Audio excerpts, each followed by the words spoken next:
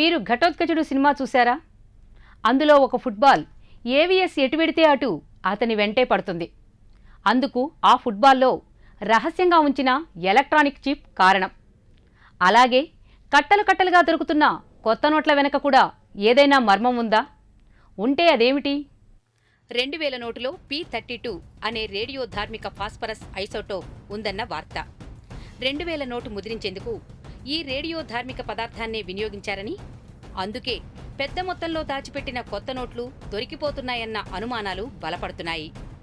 ఢిల్లీ, చెన్నై, వెల్లూర్, వడోదర, బెంగళూరు, పూణే సహా పలు నగరాల్లో ఇటీవల ఆదాయపు పన్ను అధికారులు సరిగ్గా ఎక్కడ నోట్ల కట్టలు దాచారో అక్కడే సోదాలు నిర్వహించి కరెన్సీ కట్టలను స్వాధీనం చేసుకున్నారు. ఒకే చోట P32 రేడియో ధార్మిక పదార్థం ఉంటే తెలిసిపోతుందని, అందుకే పెద్ద మొత్తంలో నోట్లు దాచిన చోట సోదాలు జరుగుతున్నాయని సందేహాలు వెల్లువెత్తాయి. అయితే ఈ రేడియో ధార్మిక పదార్థం వల్ల ఆరోగ్యానికి ఎలాంటి ప్రమాదం ఉండదని చెప్తున్నారు. కొత్త కరెన్సీ నోట్లను రేడియో ధార్మిక పదార్థంతో ముద్రించినట్లు అటు ఆర్బీఐ కానీ ఇటు ఆర్థిక శాఖ కానీ అధికారికంగా ఏమీ వెల్లడించలేదు.